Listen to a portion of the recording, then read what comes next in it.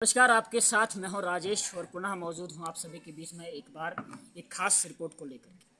आज विकसित भारत संकल्प यात्रा जो है गुलाबगढ़ पंचायत में जो है उसका कार्यक्रम हुआ, अभी समाप्त हो गया और यहां से बाबू लोग जो है दूसरे पंचायत का रुख के लिए निकल चुके हैं। हमारे बीच में यहीं के नागरिक जो है मौजूद है और इनसे जानने की कोशिश करेंगे इनका क्या कहना है इस विकसित भारत संकल्प यात्रा को लेकर के, और क्या वास्तव में विकसित भारत संकल्प यात्रा का जो मोटो है वो ज़मीनी सतह पर जो है पूर्ण हो रहा है या नहीं हो रहा है। सबसे पहले आपका स्वागत है। क्या कहना चाहेंगे जो विकसित भारत संकल्प यात्रा का जो आज कार्यक्रम आपके पंचायत में ब्लॉक ऑफिस में मनाया गया, इसको लेकर के क्या बहुत बढ़िया है, अच्छा है। जो भी प्रधानमंत्री जी ने जो भी स्कीमें चलाई है, वो उज्ज्वला योजना जो चलाई गई है, तो हर महिला तक की गैस सिलेंडर पहुंचा है। आज धुएं से महिलाओं को छुटकारा मिला है।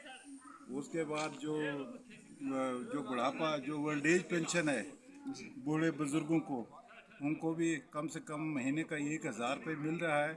जिसने भी अपना ऑनलाइन करवाए थे डॉक्यूमेंट्स, लगभग उनको सबको मिल रहे हैं। बीच में कोई कोई लोग ऐसे हैं जिनको अभी 2, 4, 4, 5 महीने से नहीं मिली है।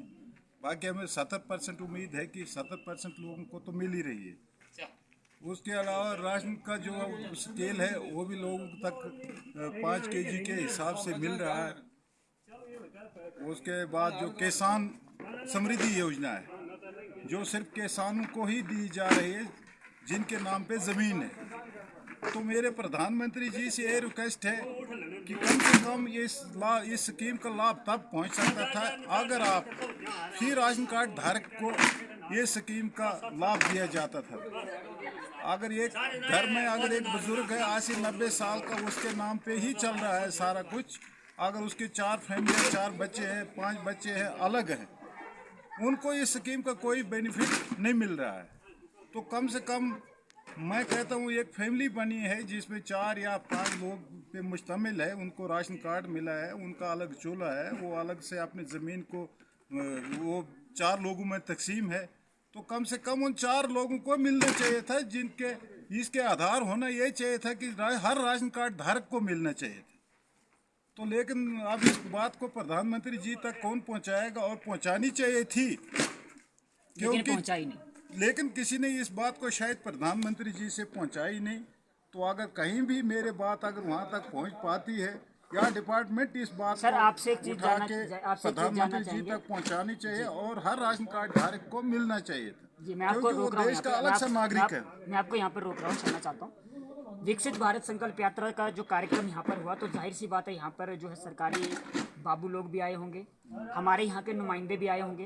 तो क्या इस चीज़ पे यहाँ पर चर्चा नहीं हुई, क्योंकि इसका जो फाइनल रिपोर्ट तो जाहिर सी बात है वहाँ तक जाएगी, और वहाँ पर क्या पब्लिक का फीडबैक आया, क्या वहाँ पे जनरल इश्यू, तो क्या इस इश्यू पर ऐसी कोई बात हुई कि वहाँ से वहाँ पर जा सके ये चीज़? ऐसे तो कोई इसमें इशू नहीं उठाए जाते। जब भी जिस स्कीम के बारे में लोगों को पूछा जाता है, तो सिर्फ यही पूछा जाता है क्या ये स्कीम आप तक पहुंची या नहीं पहुंची।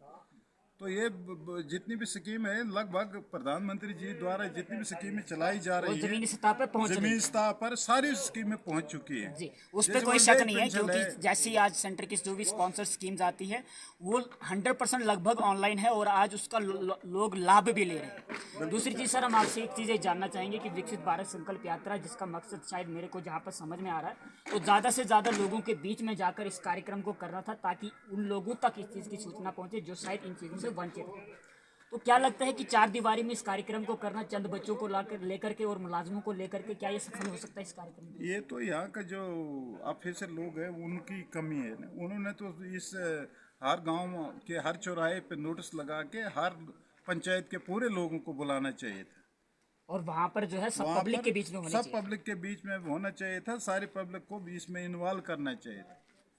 क्योंकि पंचायत के कम से कम जितने प्रधानमंत्री जी द्वारा जो भी स्कीमें चलाई जा रही है, लोगों को इसका पता भी होना चाहिए, और उसका अगर कहीं कमी है तो उसका वो कमियां पूरी करनी चाहिए। पूरी करनी चाहिए। तो ये तभी पूरी होती जब इस कार्यक्रम को कहीं ना कहीं ज़्यादा से ज़्यादा पब्लिक के बीच में किया जाता, ना कि किसी 4 दीवारी में। तो अक्सर जो है यही किया जाता है। ब्लॉक दिवस के नाम पर जो है प्रशासन यहाँ पर ब्लॉक दिवस करती है, पंचायत दिवस करती है, लेकिन उस ब्लॉक दिवस पंचायत दिवस में जब आप जाएंगे तो वहाँ पर सिर्फ ब्लॉक और पंचायत के लोग ही देखने को मिलेंगे।